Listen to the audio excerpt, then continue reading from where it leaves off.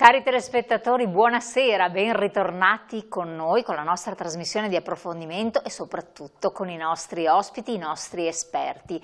Il primo tema che affronteremo insieme questa sera riguarda tanto il mondo dei giovani, dei più giovani, dei vostri figli e nipoti, ma anche quello a volte degli adulti. Parliamo di sostanze psicotrope, sostanze di droghe sostanzialmente per intenderci, e le nuove droghe, sostanze che provocano comportamenti anche dissociativi, comportamenti che è difficile capire, comprendere, studiare, men che meno affrontare se non si è preparati. Per fortuna ci sono i professionisti che possono dare una mano, ci sono associazioni che si dedicano a questo con tanti ambiti dedicati per aiutare le famiglie, oltre che naturalmente coloro che sono coinvolti. Allora, ne parliamo, vi presento i nostri ospiti con ben ritrovato, perché in realtà è già stato mio ospite in trasmissione, il dottor Marco Possagnolo, grazie Buonasera. di essere qui, Grazie. Psicologo, psicoterapeuta, direttore generale del CEIS di Treviso, e dopo ci racconterà, ci dirà due parole che cos'è il CEIS di periodo. Quindi ha una grandissima esperienza all'interno delle comunità residenziali, e si è preso carico di tante persone, insomma una grande diciamo, esperienza nel settore, possiamo dirlo, e non soltanto, possiamo dirlo. Abbiamo poi il piacere di avere qui con noi la dottoressa Laura Sartorato, educatrice professionale, si occupa all'interno della cooperativa ERGA, cooperativa che fa parte sempre del gruppo Cooperative CEIS di Treviso, e anche lei sempre con i giovani coinvolti, sì, giusto? Coinvolti con uso di sostanze in percorso riabilitativo. In percorso di riabilitazione. Sì, in percorso di riabilitazione rispetto all'ambito lavorativo. Perfetto, quindi esiste, se ne può uscire, questo è l'importante messaggio che dobbiamo veicolare. Franco Barzan, assistente sociale, ben arrivato anche a lei. Grazie, buonasera. Ha lavorato per moltissimi anni all'interno sempre di una comunità residenziale per tossicodipendenti e adesso si occupa anche di progetti sul territorio, educazione domiciliare in coprogettazione con il Dipartimento delle Dipendenze dell'USE 2 Marca Trevigiana. Esattamente. Grazie. Allora, dottor Possagnolo, incominciamo con spiegare ai nostri telespettatori perché il CEIS. E non limitiamolo a Treviso, perché in realtà dicono mi tocca andare fino a Treviso, io sono di Padova, di Verona, eccetera. Sì, perché a questo punto c'è bisogno di strutture, di servizi nel territorio che aiutano persone che hanno un problema di dipendenza, che hanno un problema di sostanze stupefacenti. Nei territori ci sono gli ambulatori, ci sono gli ambulatori dei dipartimenti delle dipendenze, ci sono i SERD e ci sono anche le comunità terapeutiche dislocate nei vari territori. Noi, è vero, lavoriamo nel territorio di Treviso, siamo una cooperativa sociale, lavoriamo nel mondo delle dipendenze ormai da 40 anni. Tantissimi, veramente. Sì, abbiamo... È cambiato il mondo in 40 anni. Sì, è assolutamente cambiato il mondo, è cambiato il mondo delle sostanze, è cambiato anche il modo di stare insieme alle persone che hanno un problema di dipendenza. Ci occupiamo di dipendenza, ci occupiamo anche di persone che hanno un problema di salute mentale, in particolare in ambito residenziale, quindi comunità terapeutiche, pronta accoglienza, servizi semiresidenziali per persone che hanno un problema di dipendenza, e abbiamo anche due comunità sempre residenziali per persone che hanno delle fragilità mentali. Più ci occupiamo anche di persone, ci occupiamo all'interno di alcuni progetti sempre di dipendenza, nel cercare di aiutare le persone nel proprio territorio, quindi con una educativa domiciliare. Come fa l'assistente sociale, che dopo ci racconterà come riesce ad affrontarle. Esattamente. Ecco, qua parliamo di sostanze, di droghe sostanzialmente, però sono cambiate nel tempo, 40 anni di attività Sì. Ne avrete viste da passare.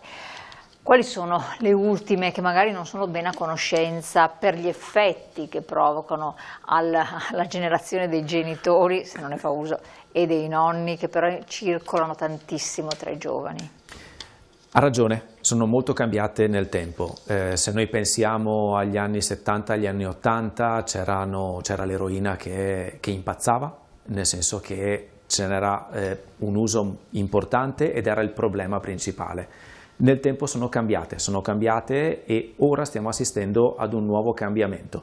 L'eroina c'è sempre. Nel senso che... quindi resta, pensavo fosse diminuita, No, perché se ne parla meno. Quando si parla meno di qualcosa sembra che quasi non ci sia più, no? Esatto, se ne parla meno, sta di fatto che le persone che arrivano in comunità sono quelle che hanno un problema conclamato di dipendenza e quindi che hanno un uso davvero molto importante di sostanze, tra cui anche l'eroina, perché è davvero molto invalidante e ancora c'è.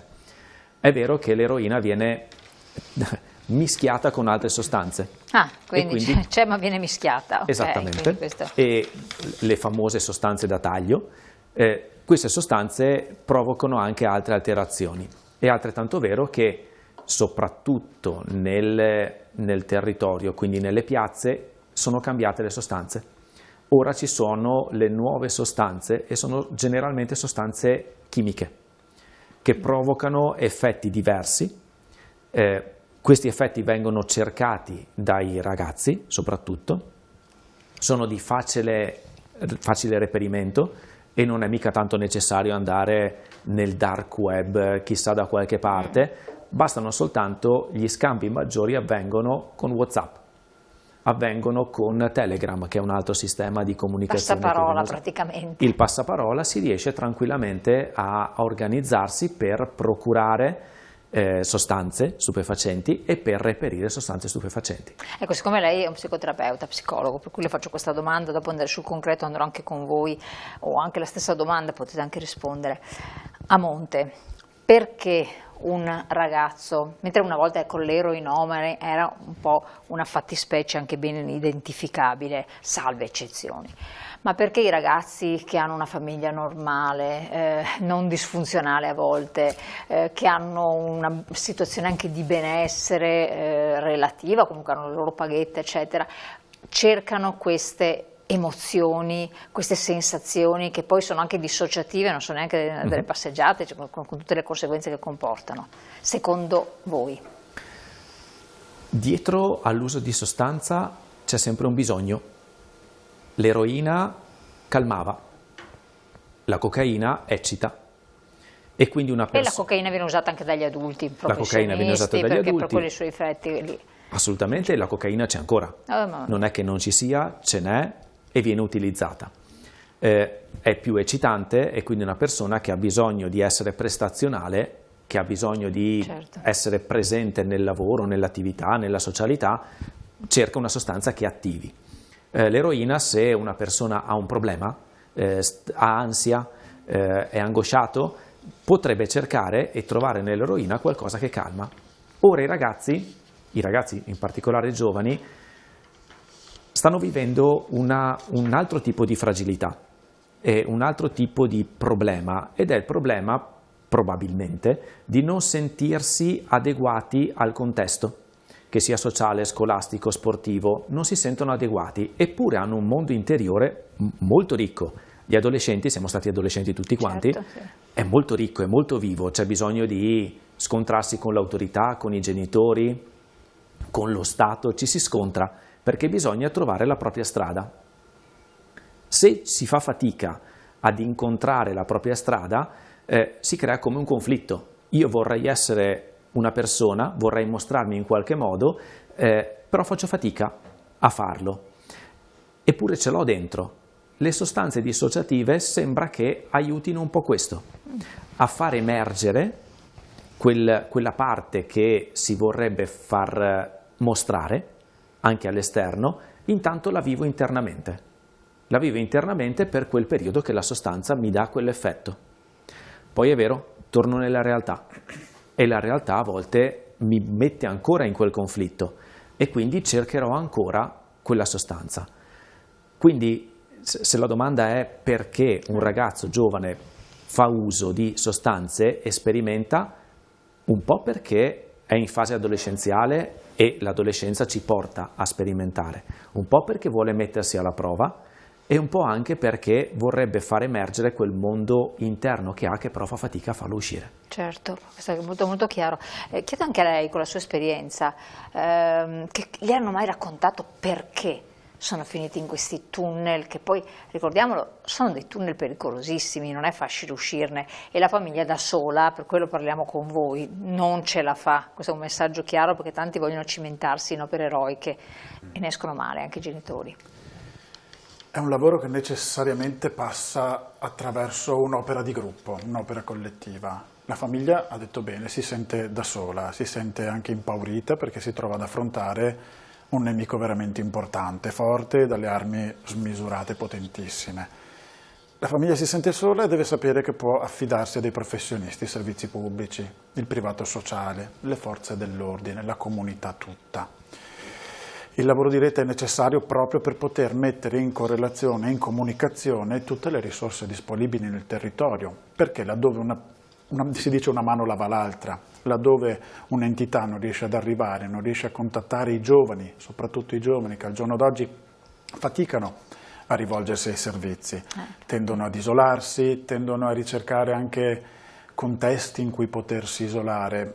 Se pensiamo anche all'evoluzione delle dipendenze nel corso degli ultimi anni, viene sempre meno una dimensione di uso di sostanze in cui le persone si riuniscono, stanno assieme, come poteva essere fino a qualche anno fa, ad esempio lo spinello il mondo, classico, sì, esattamente, dei cannabinoidi, una canna in compagnia, la serata in discoteca tra cocaina, pastiglie o robe del genere, finalizzate al divertimento. L'evoluzione delle sostanze ci porta anche a trovare dei ragazzi che sempre più spesso vogliono rimanere da soli, sono in evitamento, sono molto spesso in fuga. Ma lei le ha chiesto a qualcuno di questi perché?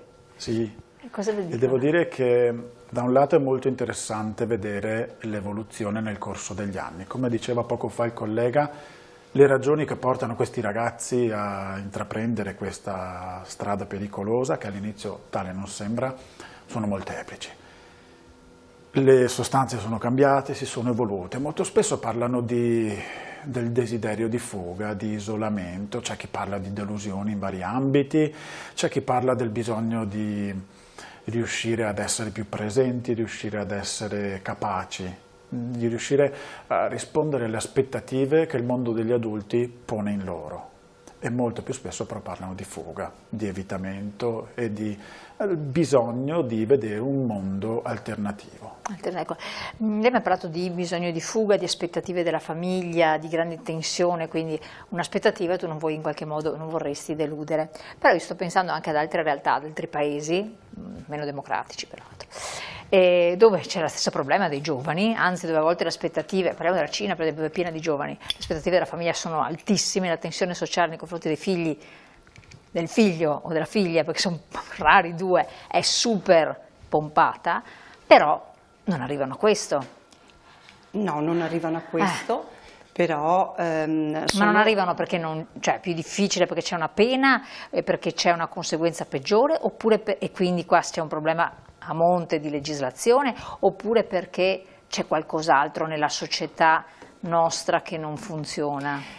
Io penso che adesso si cerca di vivere sempre più in libertà, però la libertà poi non viene gestita magari in maniera importante. La solitudine, e quindi fare le cose da soli e non in collaborazione con gli altri, porta forse anche a sperimentare più cose. Sicuramente, come diceva il mio collega Franco, mettere insieme tante persone e tante sfaccettature della persona stessa e le persone che sono coinvolte è fondamentale, perché le persone sono fatte di tante cose. Ecco, quindi la sinergia che ci deve essere in un percorso riabilitativo, in questo caso in un accogliere una persona, va dalla parte molto più profonda psicologica a una parte più sociale, più educativa, a una parte anche più lavorativa, dove l'impegno al lavoro, porta la testa da un'altra parte. Porta l'impegno, sì, fare le cose porta la testa da un'altra parte, porta ad avere delle soddisfazioni e delle soddisfazioni che vengono viste nel lungo tempo e non nel breve tempo. Ecco. E quindi la fatica di questa società in generale è di arrivare a degli obiettivi percorrendo un percorso che in alcuni momenti è un po' più lungo di quello che io posso sostenere o avere in mente. E quindi tutte le fasi educative sono fasi di obiettivi, di piccoli passi e di soddisfazioni che vanno al di là di una soddisfazione immediata, ma una soddisfazione soddisfazione a lungo termine. Quindi da quello che lei dice è importante un percorso di rieducazione anziché una sanzione, una pena, un proibizionismo. Mettere in campo le proprie, io dico sempre, potenzialità e capacità. La pena mi può fermare al momento, ma poi io devo rimettere in campo quello che posso sperimentare con concretezza nel lungo tempo, e le potenzialità le abbiamo tutti, le hanno i giovani, i meno giovani, però c'è bisogno di un luogo dove uno riprenda fiducia delle proprie capacità e delle proprie possibilità, in alcuni momenti anche affiancati a persone che o hanno fatto il loro stesso percorso e non l'hanno fatto, però si aiutano a vicenda per raggiungere degli obiettivi. In questo caso io lavoro in cooperativa Erga è lavoro e produzione. Collaborare, lavorare insieme con problematiche diverse ti dà la soddisfazione di raggiungere degli obiettivi tutti insieme come una squadra, e quindi anche il percorso riabilitativo è in questo caso una squadra. Certo. Ecco, dottor Passagnolo, mi chiedo, mutuando il pensiero che può essere di chi ci ascolta, perché poi ho parlato con diversi adulti che hanno i figli adolescenti, preadolescenti o post. Ma come si trovano queste cooperative, queste cose, questi luoghi, si cerca su... Perché quello che mi chiedono sempre è ma io ho questo problema, ma come lo affronto? Io non voglio andare dal sindaco a dire i fattacci miei, perché, però come si trova questo percorso? Guardi, ultimamente internet viene utilizzato in tutti quanti i modi, in modi più o meno leciti. Una delle possibilità è quella di trovare informazioni. È vero che se si cerca su internet, semplicemente andando alla ricerca di comunità terapeutiche o servizi per problemi legati all'uso di sostanze, problemi di droga, arrivano sicuramente. Quindi queste sono le parole un po' chiave, comunità. Anche se spaventa la parola comunità terapeutica. Esattamente, spaventa perché una persona può pensare allora devo andare a vivere lì, vuol dire che ho un problema. Perché razionalizzi il problema. A questo punto fai focus, è come malattia mentale, una volta che Alzheimer, una parola Alzheimer per un anziano è fare un quadro chiaro e spaventa, terrorizza. Assolutamente, ecco, terrorizza e fa portare anche le persone e in genere i familiari, e i genitori sono sempre gli ultimi che si accorgono che un figlio ha un problema, perché è doloroso. È doloroso ammettere che c'è un problema, è faticoso chiedere un aiuto. Noi spesso, e Franco ne è testimone, nel senso che lui è impiegato in particolare anche in questo ambito per noi in cooperativa, riceviamo telefonate di genitori che chiedono un aiuto, che cosa posso fare per presentare la propria situazione familiare. Una telefonata la si può fare in cooperativa? Assolutamente sì, come la si può fare anche al SERD naturalmente, per chiedere aiuto. Noi cerchiamo di accogliere la domanda e di indirizzare. A volte riusciamo a rispondere in qualche modo supportando la famiglia o la persona, altre volte magari capiamo che la persona ha bisogno, purtroppo, di un aiuto maggiore e quindi indirizziamo verso il servizio pubblico, a volte anche facendo da ponte, in modo che la persona possa andare in un luogo e trovare qualcuno che ascolta. Una specie di presa in carico sostanzialmente. Esattamente. Ecco, adesso vediamo anche appunto il ruolo che possono avere, che può avere la figura come assistente sociale, e quindi far comprendere appieno questa rete che si crea, che valenza ha. Qualche secondo di pubblicità e poi torniamo insieme.